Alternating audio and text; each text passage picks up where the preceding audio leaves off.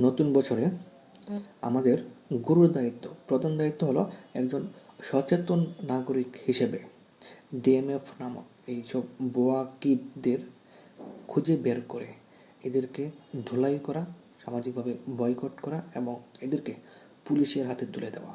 কারণ হচ্ছে এদের কারণে প্রতিনিয়ত সমাজে অপচিকিৎসা বৃদ্ধি পাচ্ছে, মানুষ ভুল চিকিৎসার শিকার হচ্ছে, যার কারণে মানুষ আর্থিকভাবে, শারীরিকভাবে, মানসিকভাবে ক্ষতিগ্রস্ত হচ্ছে। যেই ক্ষতি আপনি টাকা দিয়ে কখনোই পোষাইতে পারবেন না। সুতরাং নামের আগে যদি আপনারা ডিএমএফ দেখেন, কখনোই তাদের কাছে যাবেন না। এদেরকে বয়কট করবেন, এদেরকে সামাজিকভাবে বয়কট করবেন, এদেরকে আইনের হাতে তুলে দেবেন। কোনো অবস্থাতেই দেশের স্বাস্থ্য ব্যবস্থা ধ্বংস করতে দেওয়া যাবে না। আমাদের দেশকে, আমাদের নিজেদেরকে ঐক্যবদ্ধভাবে সামনের দিকে এগিয়ে নিয়ে যেতে হবে। কিন্তু এই ডিএমএফ নামক কিটদের কারণে সমাজের দরিদ্র মানুষ, দুস্থ মানুষ, অশিক্ষিত মানুষ, যারা কম পড়াশোনা জানে, যারা হচ্ছে যে ডাক্তার চিনে না, আসল এমবিবিএস নকল এমবিবিএসদের চিনে না, সাধারণত তারাই কিন্তু ক্ষতিগ্রস্ত হচ্ছে।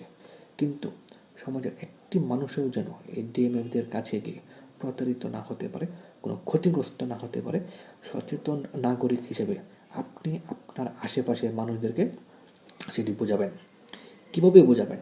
মনে রাখবেন, এমবিবিএস এবং বিডিএস ব্যতীত কেউই এই বাংলাদেশে ডাক্তার না। যারা এমবিবিএস এবং বিডিএস পাস না করে নামের পাশে ডাক্তার লিখবে, এরা হচ্ছে বুয়া। বুয়া মানে বুয়া, এরা প্রতারক। এদেরকে আপনারা আইনের হাতে তুলে দিবেন। প্রয়োজনে ঐক্যবদ্ধভাবে, সামাজিকভাবে এদেরকে দমন করবেন। এরা যেন কোনোভাবেই কারো ক্ষতি করতে না পারে, অপচিকিৎসা না করতে পারে। এই ডিএমএফদের কাজ হলো তারা ডাক্তারদের সহকারী হিসেবে কাজ করবে, কিন্তু তারা তা না করে আইন অমান্য করে প্রতিনিয়ত মানুষকে ভুল চিকিৎসা দিয়ে যাচ্ছে। সুতরাং নতুন বছরে আমাদের শপথ হবে এইসব ডিএমএফদেরকে দমন করা। সবাই আমার কথাটি মনে রাখবেন। সবাই ভালো থাকবেন, সুস্থ থাকবেন। সবাইকে নতুন বছরের শুভেচ্ছা।